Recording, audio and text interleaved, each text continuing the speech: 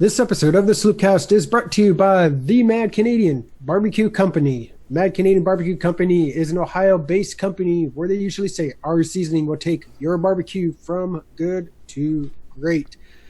Great seasonings such as the Savory, the S&P Bud, the Oak, Kerry Steak, and much, much more over at the madcanadianbbq.com. While you're there, be sure to use the promo code SloopCast10 at checkout for 10% off your entire order. Mad Canadian Barbecue Company, they have your butt covered.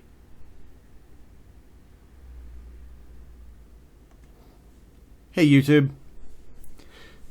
Kyle, I think that's the cleanest you've done that in weeks. Yes. Are you sober? No. Well, yes. I'm not quite through my first beer yet, so. Okay. Getting into the pumpkins now. Yeah.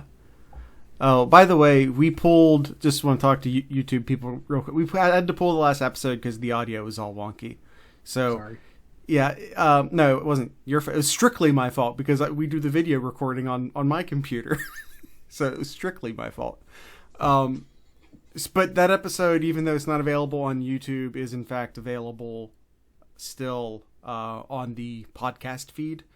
So it's there. You just can't get there on YouTube. So if you're wondering why episode 9 is missing, that's why. All right, let's rejoin the audio listeners.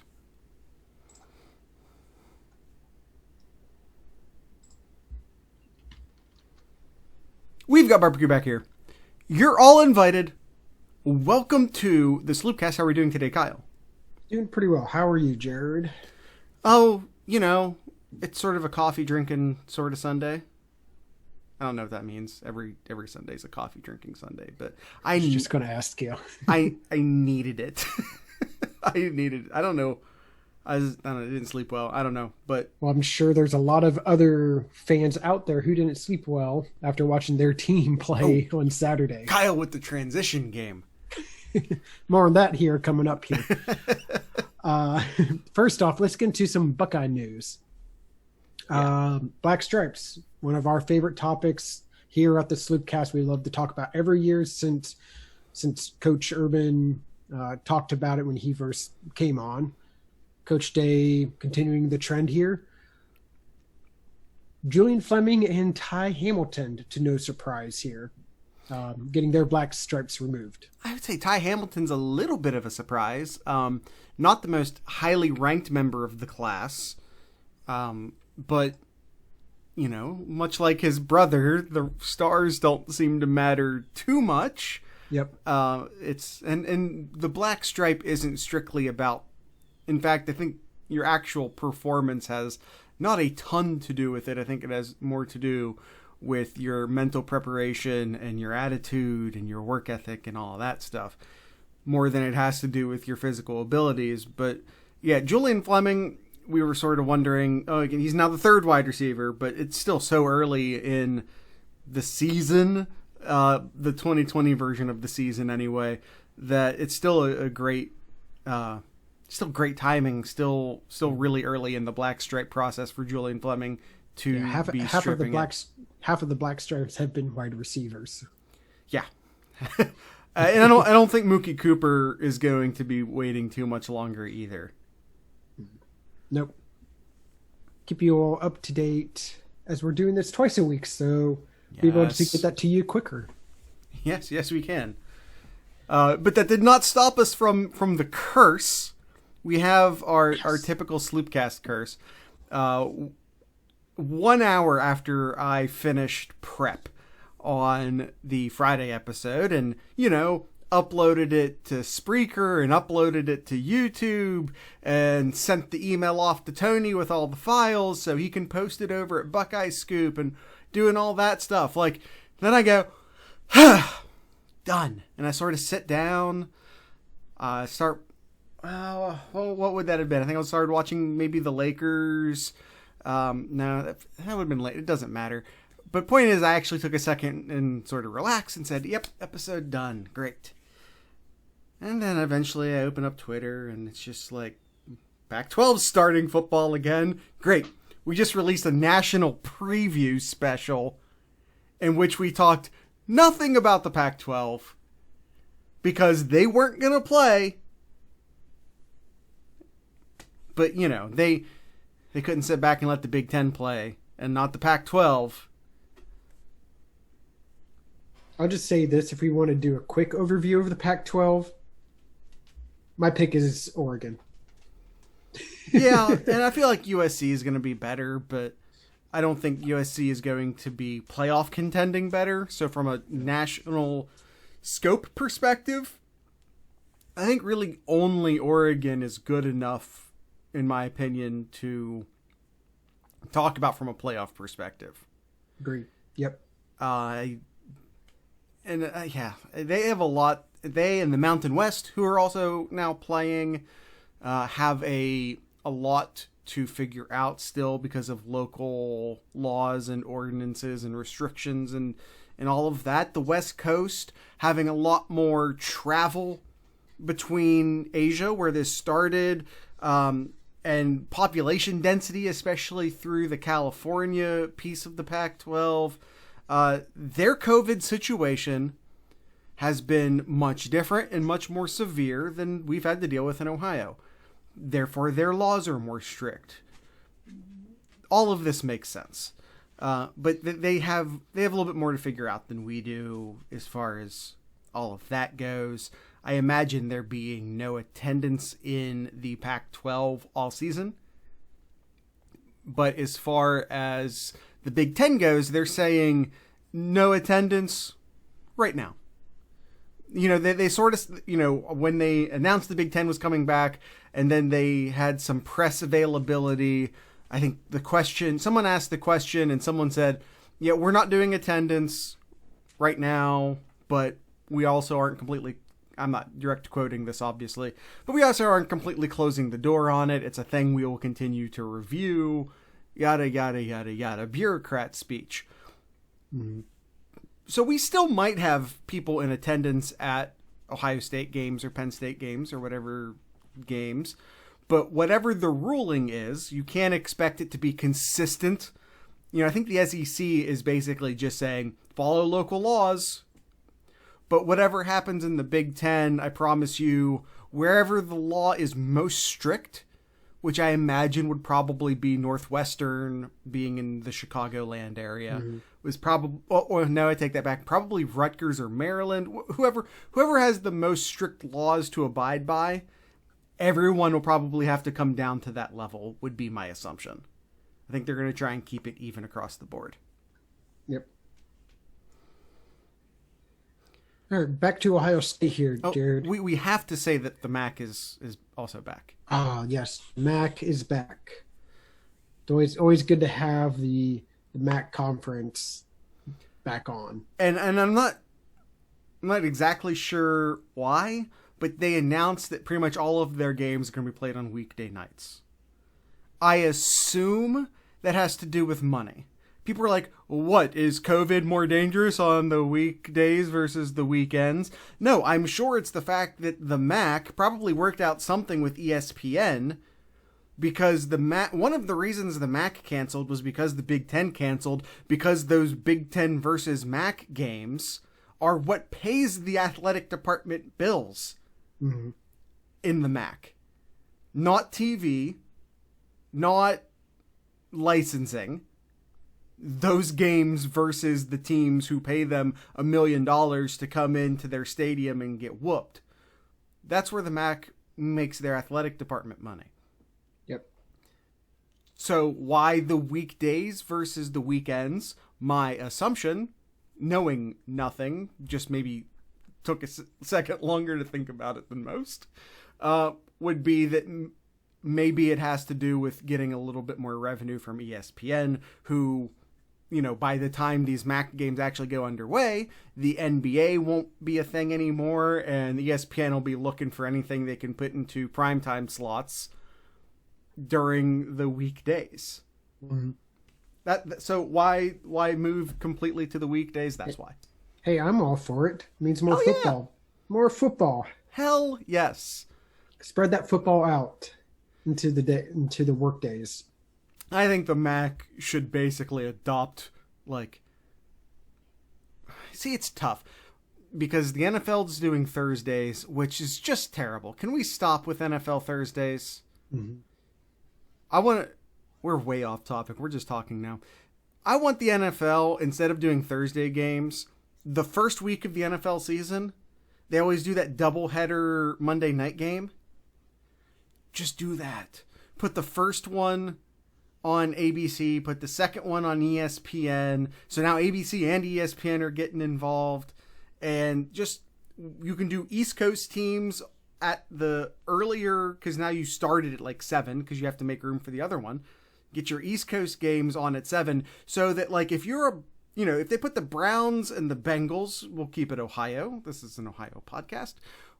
If you put the Browns and the Bengals on that first Monday night slot, people can actually see the end of it without having to stay up until 1 o'clock in the morning. But they don't want to do that because no one's at home on the West Coast at 4 o'clock to see the beginning of the game, which is fair. Well, okay, do the 2 LA teams or whatever, they get the later slot, and you can kind of watch the beginning of it if you're on the East Coast, and if you don't see the end of it, it's okay because it's probably not your team anyway. Yep. And just knock it off with these Thursday games. I'm done with them. Yeah. Sunday, Monday, NFL, Thursday through Saturday, college. That's what I'm saying. Yes. I would love nothing more than for Friday nights to just become like the night of the Mountain West and the Sun Belt and the MAC. If that was like just Thursday and Fridays, that would be as long as the Power 5 do not play out Fridays. I think that's part of the deal, right? I mean, I'm still all for like high school Friday nights. Right, which is why we should, to Kyle's point, keep the major programs off of Fridays. And just let the smaller group of 5 schools participate like Thursdays, Fridays. This all makes too much sense, so they'll never do it. Yes. All right, let's get back to Ohio State here. Sure. Last week, the university or the athletic department came out and talked about the finance situation that the athletic department's in, over $100 million deficit.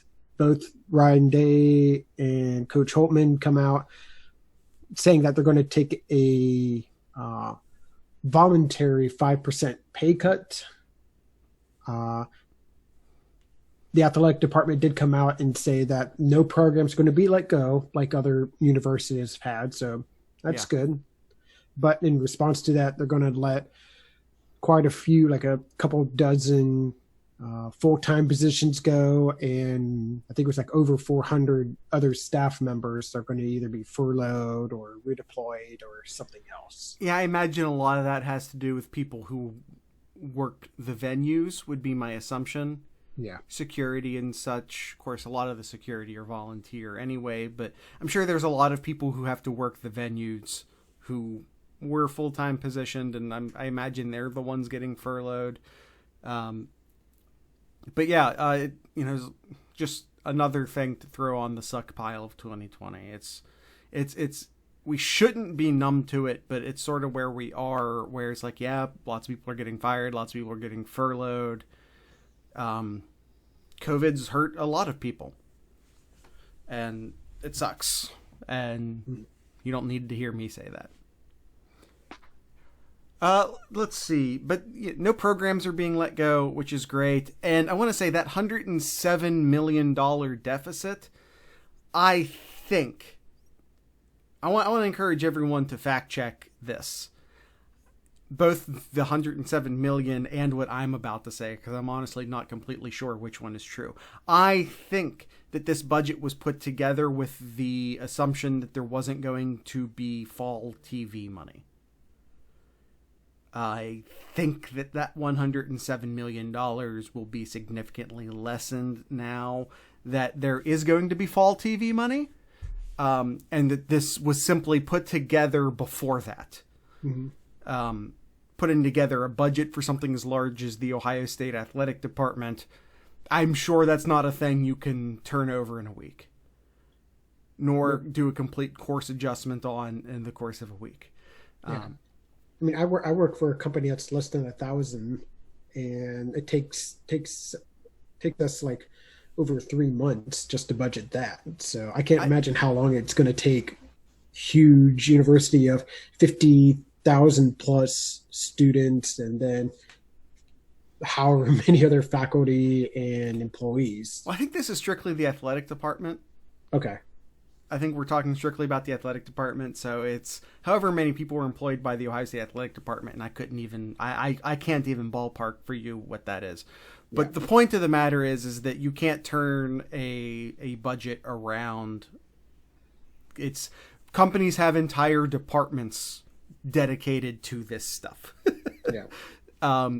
Yeah. So point is that I think, fact check me, I think that this, not you, Kyle, we need to move forward. Someone else, the listeners, just don't take any of this. I'm sure, by the way, the Buckeye Scoop, jump over to Buckeye Scoop. I think Tony wrote something up on it. Tony will take care of you. All right, let's get into what happened over the weekend, which I'm sure everybody's yes. eager to hear us talk about the weekend. Yeah. It was a pretty fun weekend. The mid-afternoon games, and we'll talk about all of them, but man, the mid-afternoon games were fantastic with just the sheer level of chaos and general bullshit that was taking place. Like, it was great. It was really, really very good. It's sort of the first time. I know we've had a few weeks of college football, but between there not being that many teams involved until this week, we did have the return of the SEC this week. And, it's still fun to root against the SEC, which is kind of, it's because they're only playing other SEC teams right now. But still, you root against the better SEC team, and it's fun to root even if you're rooting against and cheering against someone. Mm-hmm. But this felt like proper college football nonsense and chaos this week, more so than it had been at any other point. Again, we were sort of allowed to enjoy it because it is no longer depressing. Because we know, even though we have to wait like 3 or 4 more weeks, Ohio State football's coming. It's coming. Mm-hmm. It's coming. It's coming. We know it's coming. So we can enjoy this now. And again, they're just being not as many games as we would like to have on. There was still enough to keep me channel flipping. So it was a lot of fun. I really enjoyed it. This felt like college football weekend for the first time since almost a year ago. And it's just great to have it back. All right, Kyle. All right, so let's talk about some of these games here then. Yeah, absolutely. Let's do that. All right. Just going to go down this list here that we are looking at.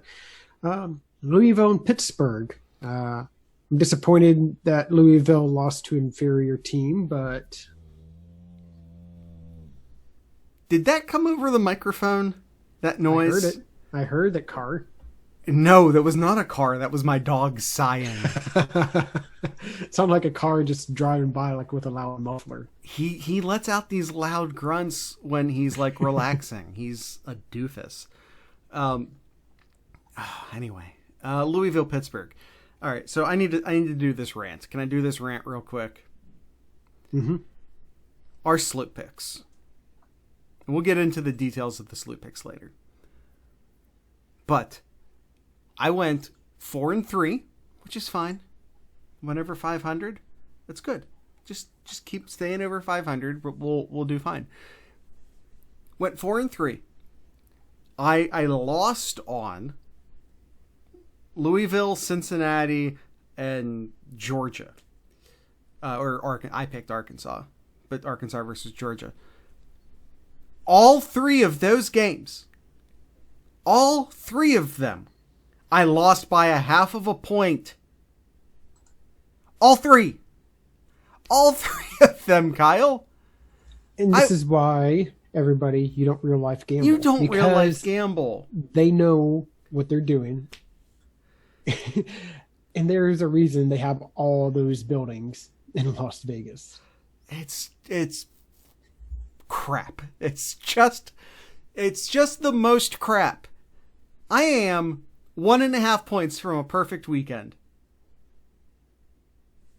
It is what it is. Such crap, and I'm not happy about it. Yep. All right, but yeah, Louisville versus Pitt. I was, even though I missed the prediction, I did say that this feels like the type of game that will end by a score, and I did say that I really wish I could have it at 3.5 instead of 2.5. And this is why. I correctly guessed this game. I did. I predicted exactly what would happen in this game.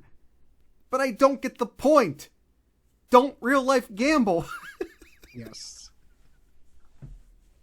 I nailed the prediction of this game. I nailed it.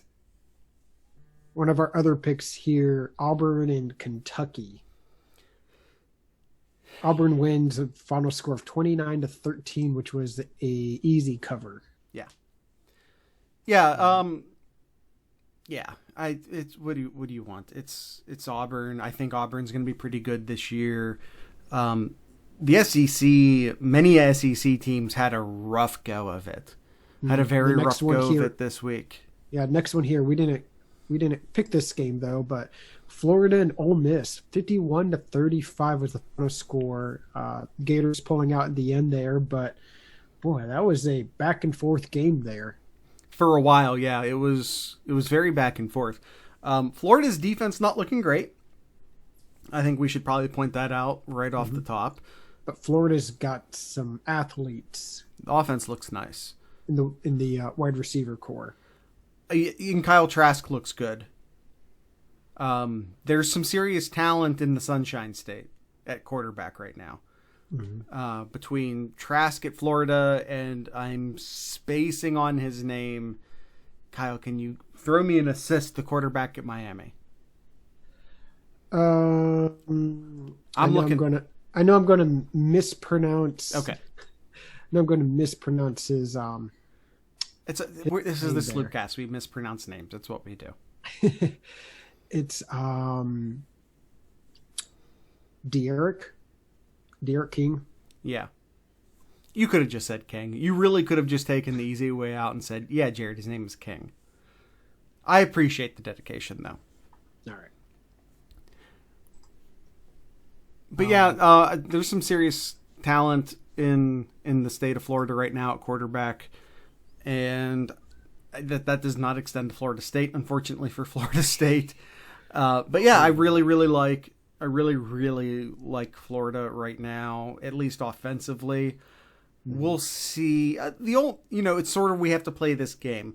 Does Ole Miss offense look really good? Or does the Florida defense look really bad? And we have a sample size of 1 right now. Yes. And that's why, and we're not going to talk about it, that's why polls suck. And they should happen right away. But that's all we'll say about that. Yeah. Kansas State, Jared, over Oklahoma, which I believe was one of your Final Four predictions. Yep. But, it's Oklahoma doing Oklahoma things, is basically what it boils down to. Second year in a row that they lost to Kansas State. Yeah, and the 18th year in a row in which they didn't have a defense worth a damn. I'm exaggerating, obviously, but yeah, let's just go ahead and keep Oklahoma out of the playoff this year. It's sometimes you just have to, when you come on a show and you make a bunch of predictions, sometimes you just have to admit when a prediction is bad. And Oklahoma does not deserve to be in the playoffs again. Now, I did not say that they were the most deserving and should be in the playoffs. I simply predicted that they would be. And now that we have the Pac-12 back in play, had I known that when I made that prediction, maybe I say Oregon instead. Also, maybe I don't. The severe lack of games that they're playing in the Pac-12 is concerning. It's just crazy, though, that Kansas State scored 24 straight points to win the game. With under 3 minutes left in the third quarter, Oklahoma scored a touchdown to go up 35-14. At that point, everybody's like, "Oh, yep, Turned game's it off. over there." I turned it off. Most people turned it off. Only then to find out that middle of the fourth quarter, it was a tie game. Yeah, Oklahoma doesn't have a defense. They've never had a defense. In the past few years, in the playoff era of college football, Oklahoma's defense has been a joke and continues to be. And Alex Grinch was supposed to fix it, but yes, the worst Ohio State's past defense has ever looked was under Alex Grinch. Looking back at it now, yeah, it's a good thing that he's not with Ohio State right now. Maybe it wasn't Shiano's fault. Nope. We all blame Shiano. And by the way, the linebackers looked terrible as well during that year. And they looked good last year. Yeah, there was a lot wrong with the defensive staff. I'm going to say there was a lot wrong with the defensive staff. Maybe we put too much of it on Shiano. That's all I'm saying. In retrospect. Yes. All right, let's look back at the other games here, Jared. Let's see. Iowa State, the team you picked to be number 2 in the Big 12, wins their first conference game over TCU. It's a W. It's a W. Oklahoma State returning after a really bad opening game against a pretty inferior opponent. Knock off the Mountaineers pretty easily. The Mountaineers are a quality team. I'm not saying that they're good or great. But, it's not Rutgers. It's a good team, and they did what they had to do against a really good team.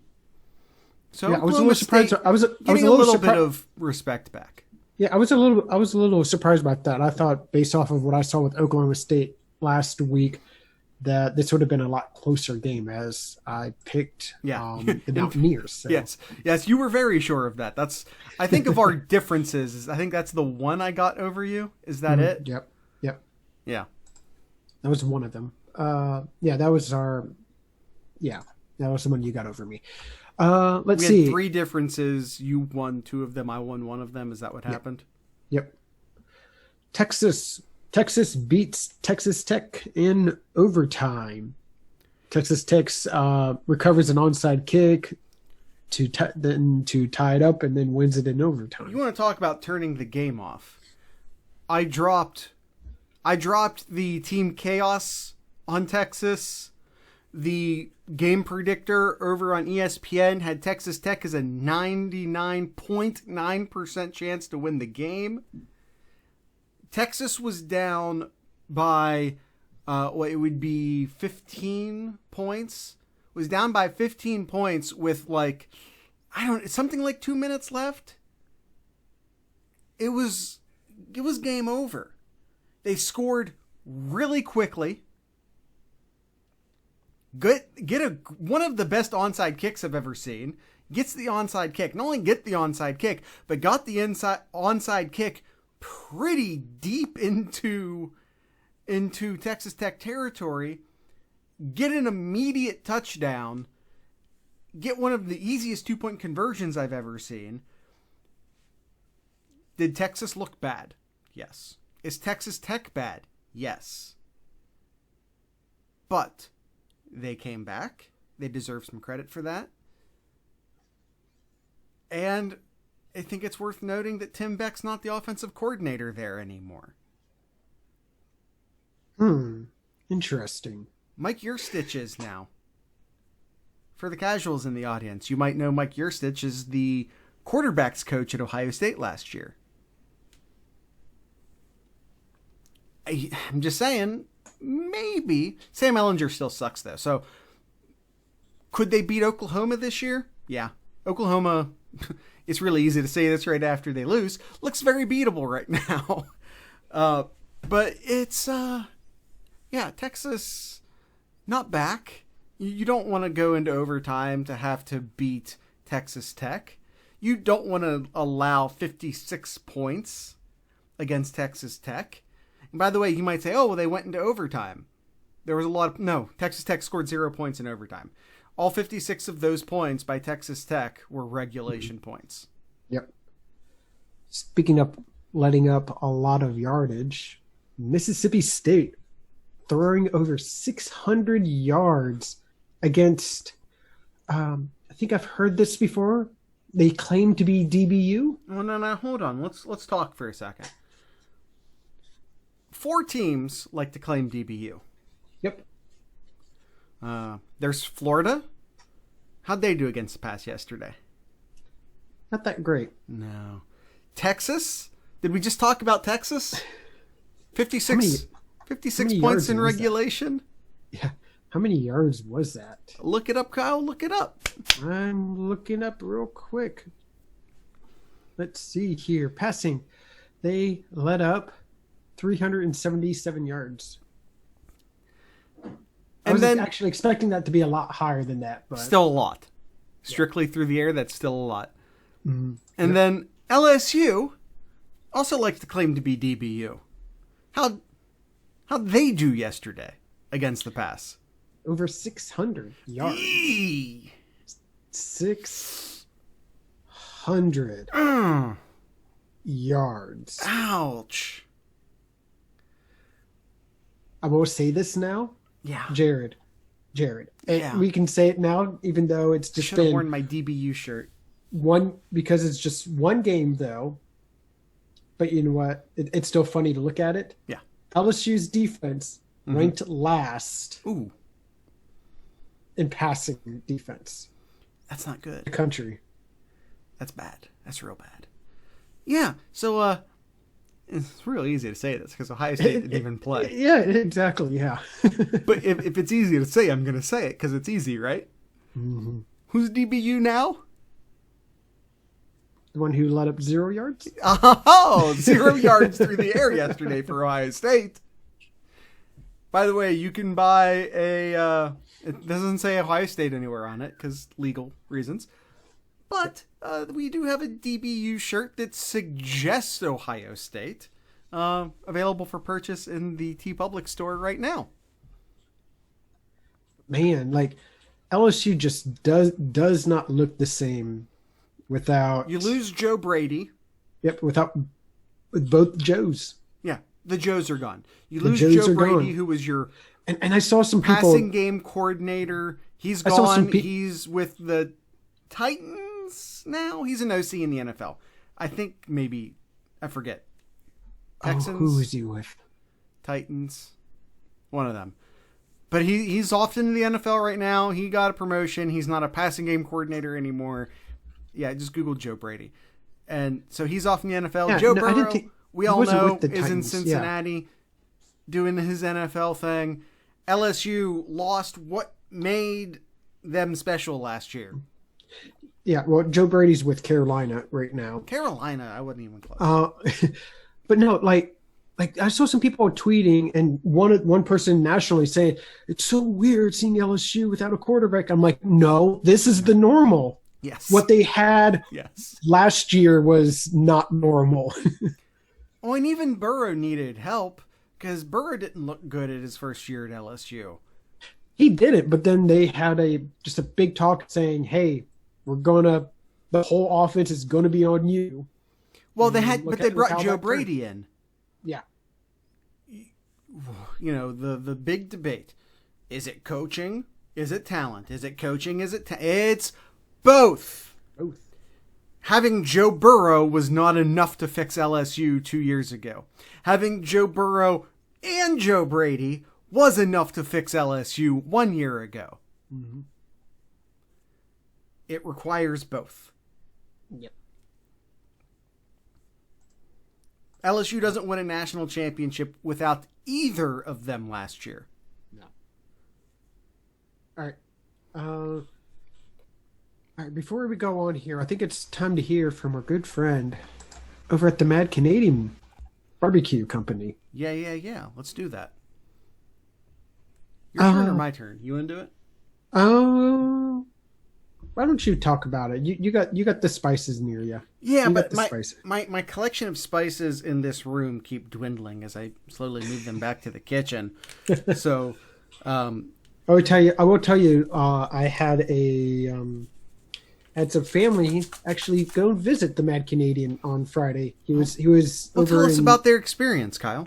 yeah. So they were Mad Canadian was in Cary, Ohio, just outside of Findlay, in his good old food truck or his food bus. I'm not sure which one he really defines it as, but Well, it's a bus. It is a bus, So, a food bus. Then I guess. sure. They really enjoyed it. A mobile taste station.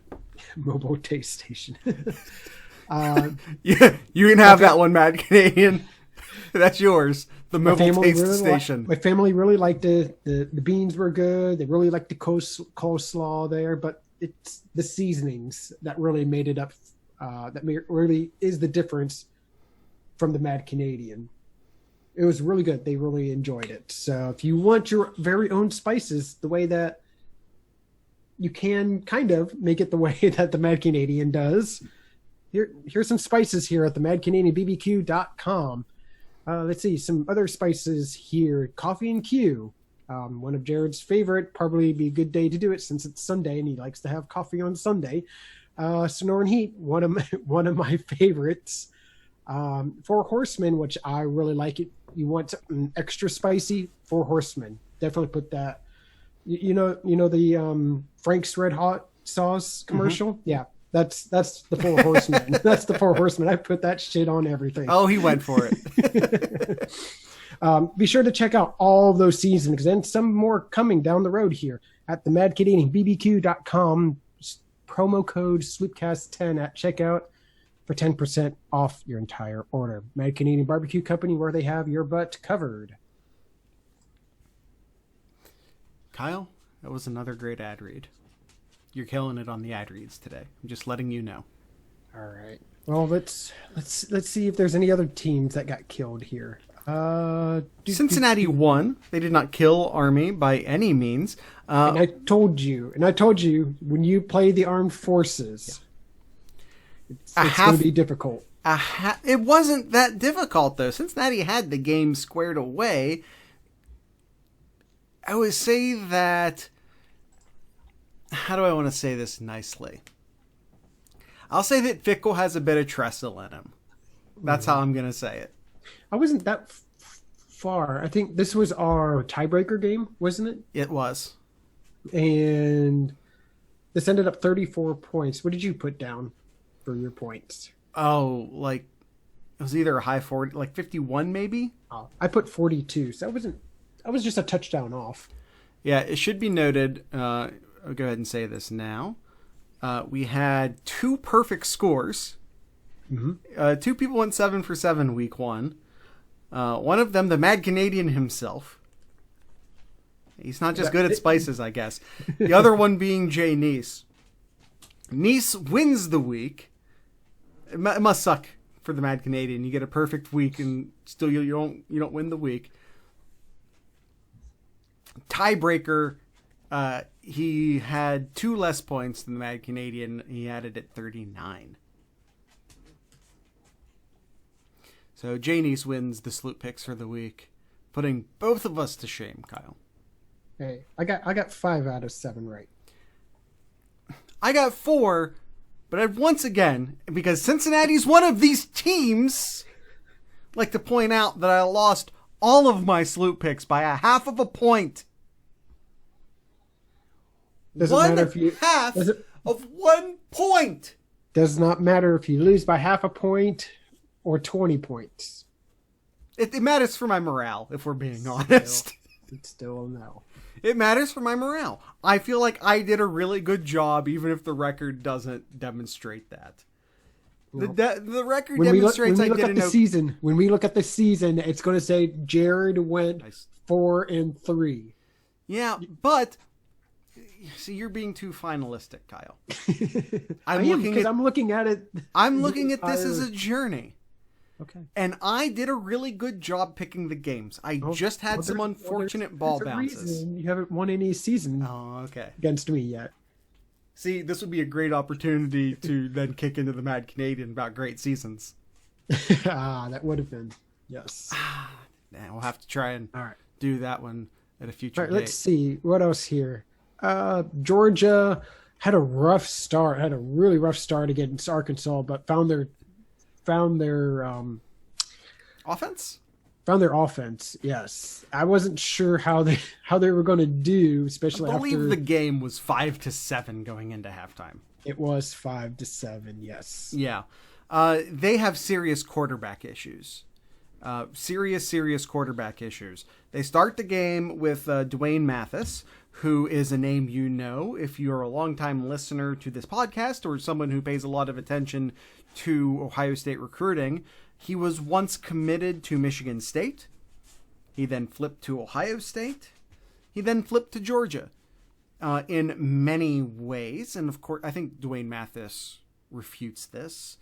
But the popular narrative out there is that, and the timing does suggest it, if we're being honest, that essentially when Justin Fields announces his transfer from, or it was just rumored at the time, I believe, from Georgia to Ohio State, Mathis then decommits from Ohio State and then ends up at Georgia.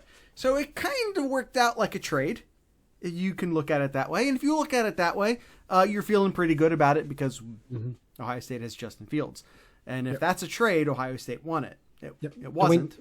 Dwayne Mathis went 8 for 17 for 55 yards and 1 interception. He got pulled from the game. They ended up putting him back in the fourth quarter after the game was over. But they brought in, was it Bennett? I think was his name. Stetson Bennett. Stenson Bennett the fourth. Stetson. Like the hat, I assume. Stetson. Yeah. And he looked a lot better. He looked a lot better. 20 for 29 for 211. Maybe that first half when he first came in was rough. He played the entire second quarter, I believe, and it was Joe Bowserman in Lincoln, Nebraska bad. I watched him completely miss a dude on a screen pass. Just completely miss on a screen pass. It was bad. It was really, really very, very bad. He did find a bit more rhythm in the second half, as Kyle alludes. That does make his stats end up looking better. Point is that one, Georgia was 5-7 losing to Arkansas at the half. Their talent takes over. They have an insane amount of talent on that football team. Bennett was the fourth quarterback going into the summer with Georgia. They had one quarterback opt out. They have a transfer from USC who's not yet medically ready to play. You have Mathis, who they pulled. They were on their fourth quarterback. And it looked really bad. It looked really, really, really bad. Okay. And just because they made some adjustments to sort of better fit what Bennett's capable of, which I don't care what the stats say, he's still not capable of much. That, if you have to work around someone who's that physically limited and that just generally limited as a quarterback, the other teams are going to figure you out, especially, in somewhere as talent rich as the SEC. Point is that Georgia's not in the national picture anymore. Not unless they get medical clearance for who should be their first quarterback. But they have serious issues at quarterback right now. And who am I going to pick in the SEC East right now? Florida, with an insane amount of talent on the offense, including a quarterback who looks tremendous, or Georgia, who had to bench their second or third quarterback to put in their fourth quarterback. College football, we talked about Joe Brady and Joe Burrow. College football is largely about having a quarterback performing well. That's a big part of college football. So I'm not putting any faith in Georgia right now. Mm-hmm. Wherever they're ranked too high. Yeah. Speaking of playing well, Alabama takes care of business over Missouri. Yeah, the final score could have been much worse. It was 28-3 at halftime. Yeah, final score ends up being 38-19. Bama was nice. Bama could have dismantled Missouri. I mean, Missouri scored a touchdown on the last play of the game, too. And, like I said, probably I didn't watch one single snap of that game. Neither did I. By the time the mid-afternoon games finished up, including the overtime game with Texas, this game had already started and was already over. Yeah. This game was over before I even considered turning it on. If that tells you about what Alabama was doing to Missouri. Speaking of games, it was over from the start. Miami. Yeah. Miami over Florida State there. Yeah, Kings for real. 52-10. Kings for real. Last week I said we'll see. I said Louisville's bad at defense. Louisville's always bad at defense. Let's see. And this game I watched with a little bit more intent. I didn't necessarily watch the Miami-Louisville game with a ton of attention, so I was happy to really sit and watch King play quarterback against a team. And I know Florida State has their issues schematically and all the other ways that Florida State's having issues, but they do have talent there. They have raw talent. Unfortunately, it's very raw right now, but they have talent at Florida State. So what can King and Miami do against Florida State? And once again, it could have been more than 52. Miami owned Florida State. Miami caused 6 turnovers in that game. Yeah, it was 6 or 5. Well, and to take nothing away from Miami, 6. Some of those turnovers were really just handed to them. Yeah. Florida State looked horrendous. So, Kyle, do we want to revisit ACC? No, I'm still good with Miami. Did you pick Miami? Did I? I think you might have. And if so, you're looking a bit prophetic right now. I think I didn't pick Miami, but I'm now wishing I could have. All right. I didn't watch any of this at all. In fact, I didn't really know they were playing Tennessee and South Carolina. I had that and Texas A&M on flipping back and forth, but honestly not paying a huge amount of attention to it. You just been watching Game Day and the Fox pregame special, and then several hours of football later, the interest starts to wane even for me a little bit. So I had them on. I was paying some attention. I wasn't paying all of the attention. Again, neither team looks very good. Tennessee beats, but,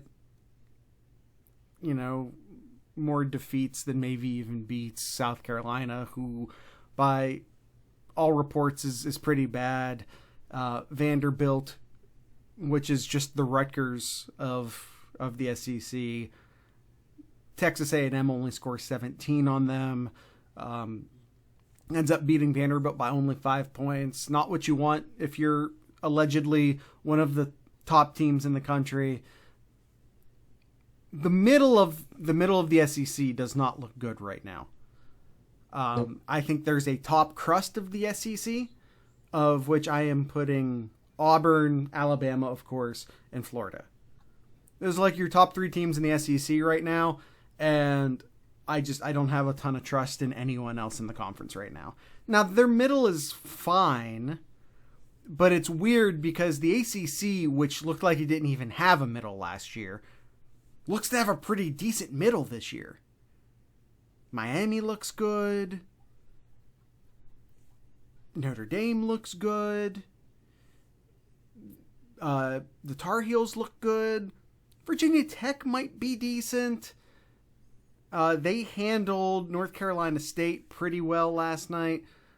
Not that North Carolina State is anything special, but they did it. No, yeah, and NC State was out with quite a few people, especially on that defensive line. And too. Tim Beck's their offensive coordinator. Yeah. Way to go from Ohio State to Texas. That's a career in descent right there. Yes. But I don't have. That's the weekend. That's the weekend there. Yeah, I don't have a ton of faith in the middle part of the SEC right now, I guess is all I'm trying to say. No. Not after that first Georgia week. looks to be like a lot of raw talent right now, but I don't like Kirby Smart at all. And I don't know. I think they're gonna end up pissing away a lot of that talent, if I'm being honest with you. Agreed. Your quarterback is not good. Your coaching staff is middle of the pack at best. I'm burying Georgia. I know it's one game. I know it's one game that they won by 27 points. I'm burying Georgia. I'm going to wait one more week before I do that because I don't want to pull what's his name when Ohio State lost to Virginia Tech and Clay Travis, was it not? No, it wasn't Clay Travis, even though he can just go away too. Yeah. No, it was somebody else just saying fine. That. Yeah. I'm not going to pull one of those. I'll give it a week. I mean, granted, everybody is going to be rusty. Yeah. So I'll give it a week and see how George does next week. So they're all on even footing though, right? Yes, they should be, but who does Georgia play next? Georgia plays. Oh man, why does this? Oh, now we have ads. Go to hell, Yahoo. Let's see. Oh man, this website is impossible to navigate. It is. They play Auburn. Oh. Oh, put those dogs down. Ooh, yeah. I think we talked about this before, but yeah, this is going to be a tough road for Georgia. Auburn, then Tennessee, then Alabama. Yeah. Like I said, we can put those dogs to rest. It's no more Bulldogs this year. Their SEC East streak dies. There's only one Bulldog, and that's Mississippi State. Yeah, who looked good. I mean, they looked good, right? Mm-hmm. All right, Kyle. Let's see. Anything else? We talked about Jay and the Mad Canadian tying. Duncan Oliver, who we also refer to as Duncan from the Discord. He only missed on Louisville. So, good on him. Let's see. Melissa, who's one of our future guest pickers, only missed on WVU and someone else. That's not in my screenshot. Not sure why. Let's see. Rankings. Okay. This website's being dumb too. I'm just moving on. We'll just say that she went 5 for 7. And that's really good. Why am I all of a sudden computer illiterate? And Kyle also goes 5 for 7. The last game would have been NC State and Virginia Tech. So probably that one. Picked correct on that one.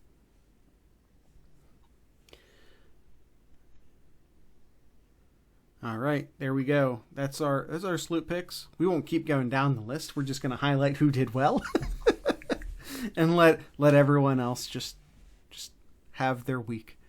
Let's see. Anything else nationally we want to talk about? We talked about the conferences coming back. Bama looks good.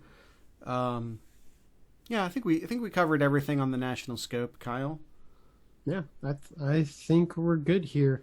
Not a lot coming down the news-wise for Ohio State here in terms of practicing and anything out of the training camps and all that. It's just business as usual and black stripes when they come. Yeah, they did practice in the Horseshoe on Saturday. Ryan Day said that they're going to do a few practices in the Horseshoe because he wants the players to become accustomed to that environment without any noise. Which is going to be weird. Going to be real weird. I will just say these last 2 weeks in the NFL hasn't been nice to former Buckeye players. You want to save that one for Kyle's Corner? Sure. All right. So I think that's it for today's episode. Want to encourage everyone to check out the master link where we have a bunch of cool stuff. Kyle's already showing off his shirt. I'll show off my shirt. Mm-hmm. This one's in the 7071 store. It's a fictional Cleveland sports franchise called the Cleveland Rocks. And Kyle is showing off a SlooPcast offering. That is our crew. What's the word I want? Parody legally. It's a parody. Falls under parody legally. That's our crew parody shirt, Buckeye SlooPcast, with the stripes and the checks and the number 15, which for anyone that wonders, that's the year we started the podcast, 2015. So that's why you see the number 15 on a lot of our merchandise. Look, because of Zeke, that guy. Which picture are you pointing at? I know, but is it Zeke? It's too much of an angle. It's impossible to see from here. It's Zeke. Okay. That is Zeke running over a pair of Oregon players into the end zone. There you go.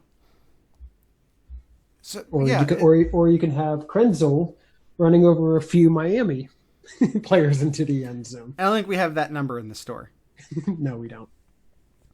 But yeah, you can check out all that stuff there. If everyone could check out the Patreon page, Kyle and I really want to start doing some more stuff with video, but we need better equipment to start doing better stuff with video. We'd really like to get some video capable PCs going. We'd really like to be able to budget that out of the SlooPcast Patreon money. We want to do more. This is nice what we're doing with the frame, but we'd really like to sort of step the video stuff up a notch and maybe do video content outside of the weekly or bi-weekly podcast. But we just need better equipment to start doing that stuff. So if you want to see us start to do more multimedia stuff, maybe have some 3D graphics and start doing some cool stuff, we would love to start doing that stuff, but we basically need to buy software and buy hardware and do a bunch of stuff.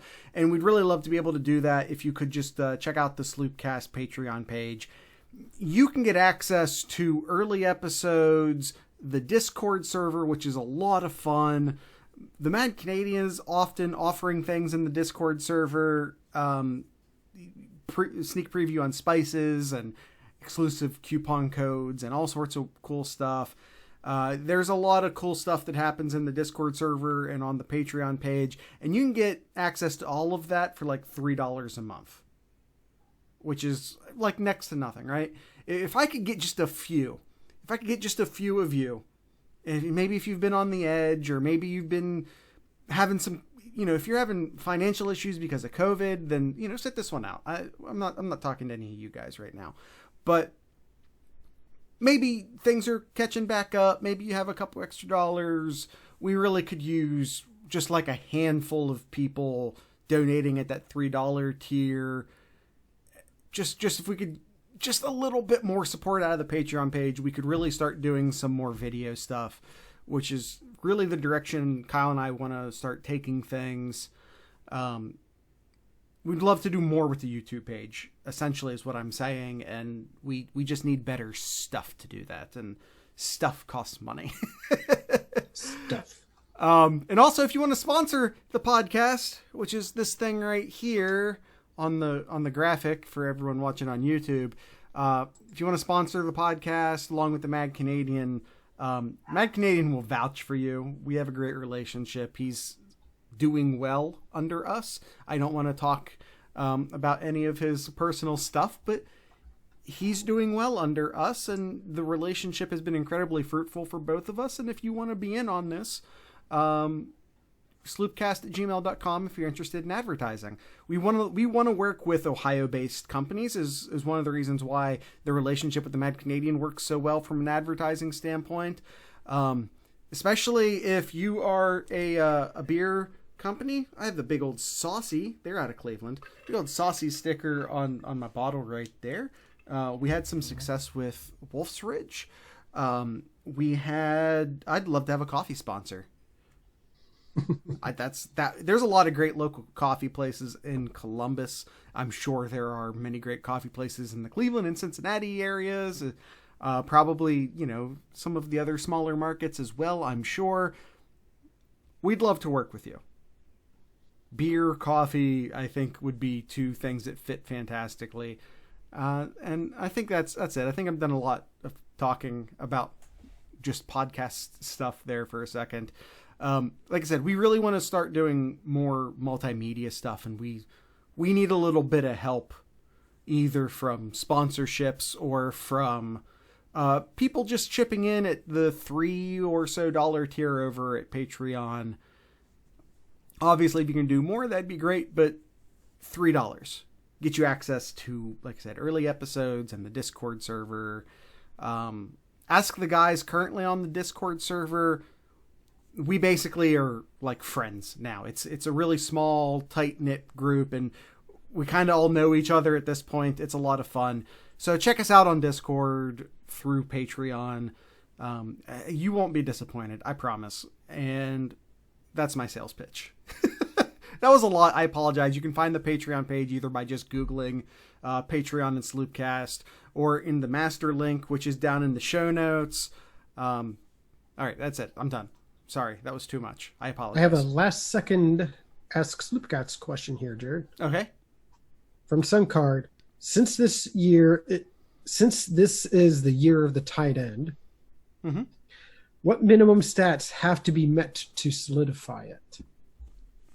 Okay, so you want to do a quick over-under with...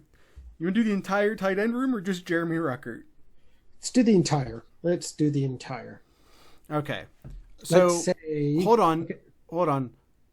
9 regular season games, or 8 plus 1. Let's say 9 games. So we want to do like averages.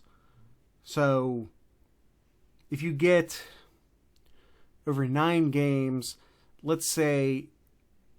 My number, I'm thinking for touchdowns.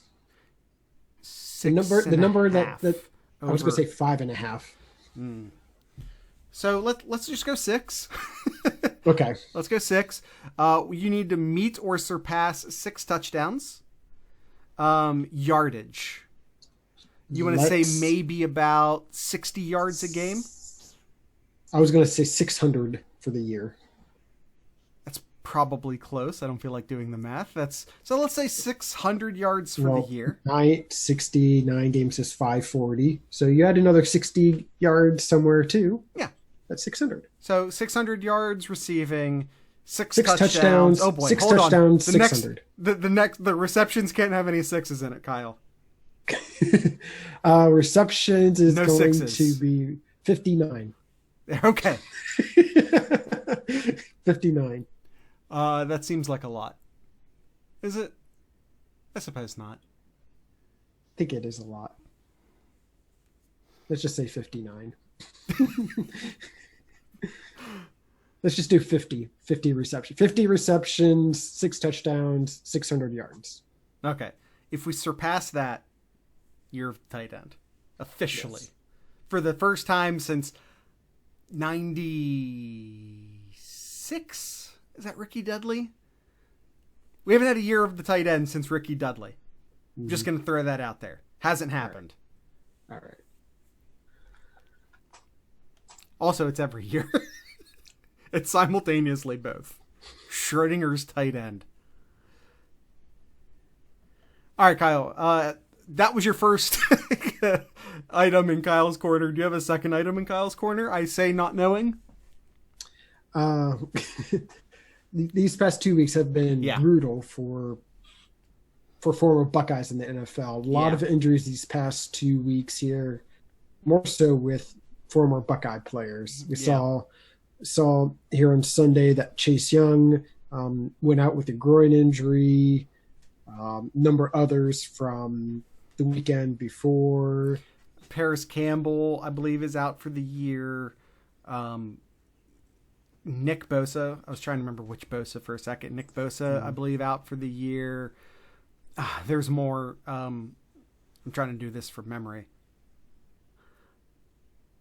there have been several former Ohio State players in the NFL. Malik Hooker. Yes. Malik Hooker, I think, is out for the year. All of those, except Chase Young, happened last weekend. Yeah, last weekend was tough. Now you add Chase Young to it. I don't think Michael Thomas has played yet. He hasn't. He didn't play last week or this week. Now he's expected to come back relatively soon, I believe. Yeah. But he's not played yet this season. Mm-hmm. So yeah, it's been a tough season so far for Buckeyes in the NFL, particularly around the injury bug. Yep. Other things here, as we're talking about. Sure. As odd as it is with 2020, I can say now with 40 seconds left in the game, yeah, the Cleveland Browns have a winning record. Oh my goodness. They have beaten the Washington football team. They are now 2-1. Can we just call them Washington for Pete's sake? Okay. And it is looking, it is still a lot of time left, but the Bungles or the Bengals That's a just force of habit right there. Just kicked a field goal. They're up 7 with 3 minutes left against the Eagles. So could this be Burrow's first win? Burrow's won every game he's played in for the Bengals so far. It's just that the rest of the Bengals weren't on the same page. Yeah, he almost has 300 passing yards and 2 touchdowns here. Yeah. But all right. No, that's it here. Crew keeps winning. I know they have a game later Sunday, and unfortunately be released, yada yada yada. Yeah. But Crew's still looking good, regardless of what will happen here, whether they win, lose, tie. They're still looking good. Absolutely. Looking forward to that. Just trying to make it a season. Trying to do what we can to salvage a season. And I'm a season ticket holder, and I get the emails about going to a game, and yes. because they are letting small amounts of people in, and I haven't really pulled the trigger on that yet, but it's kind of not the same. I don't know if I'd enjoy it or not, to be honest. With it, because I'm in the cheer section. That's where my season tickets are. You'd have to yell a little bit more to make up for the lack of attendance. And I know this is going to come across as a surprise to people who only know the podcast version of me. I'm a pretty quiet, reserved person, which is true when I'm in public. Not so much when I'm in my performative podcast mode, but I am actually kind of a quiet person. Oh, when at games, I'm all go. I'm all go. It's funny because Kyle and I are like personality swaps on the podcast because he's more the outgoing one, and yeah, wouldn't be an episode without a dog appearance.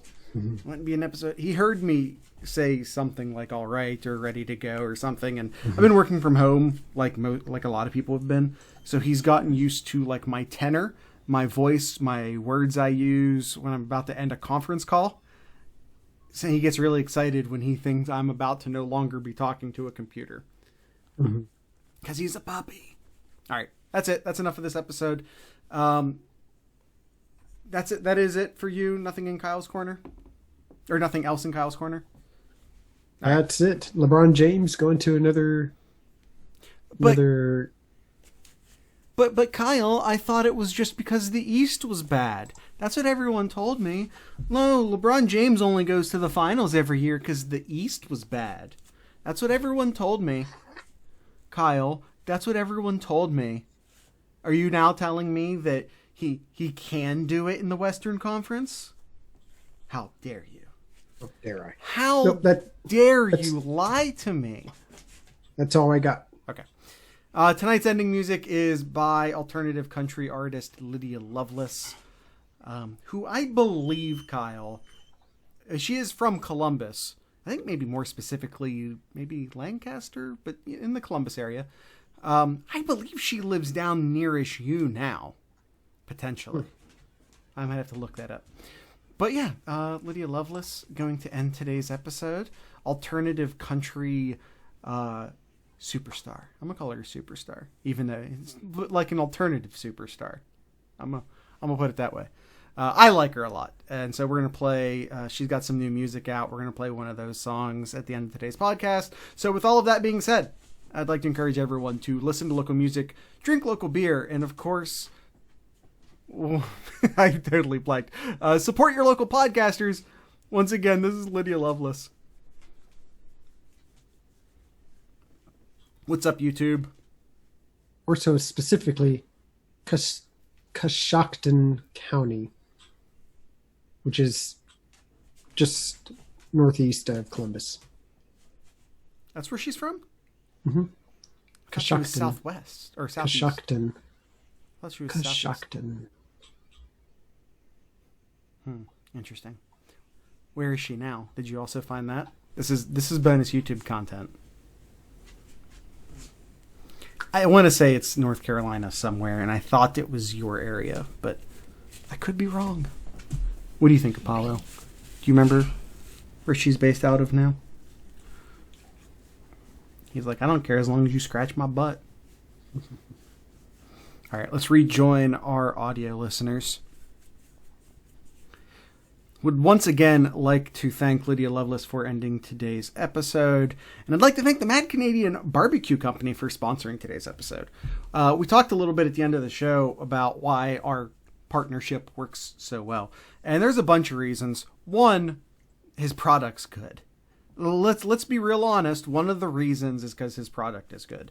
One of the reasons why, and I'm willing to say this because he says it to us, we do really good ad reads for him. One of the reasons we do really good ad reads for him is because it's really easy to do really good ad reads for him because you just talk about how good these spices are. And the fact of the matter is that they're good. And also, it checks all of my boxes for me. One, local company. I love supporting local companies. Don't let the Canadian thing fool you. That's a branding thing. But he's an Ohio guy, so that box is checked. There's no nonsense in here. It's just spices. This isn't like grocery store crap. This is just spices. You know, it's natural. I know he sources a lot of the stuff from, I don't know exactly how much, so I won't say exactly, but I know he sources a lot of the stuff from within Ohio. I know that the coffee and Q, the coffee that's in the coffee and Q is from an Ohio roaster. So, you know, we share a lot of that same sort of stuff in common. He's like an Ohio first guy. He's also just like a great guy. He's active in our Discord. We talk to him all the time. It's really easy to work with him because he just sort of tells us to go for it and doesn't mind if Kyle says shit in the first ad read or that I just said it now. Or was it the second ad read? It doesn't matter. Second. Yeah. Point is that it's really easy to work with the Mad Canadian. A, because he's a really good dude, and B, just because he checks so many of the boxes of the things. What? You said A. A. The product's great. It's natural. It's from Ohio. It tastes great. Did I forget that part? It tastes great. We both love cumin. That's a thing. So it's really easy. It's easy to work with him. We love working with the Mad Canadian. It's great. You can use promo code SlooPcast10 at checkout to get 10% off your entire order. The Mad Canadian Barbecue Company, where he has your butts covered. That's the Carrie Steak. Carrie Steak's got your steak covered, but a bunch of these do in fact have your butt covered.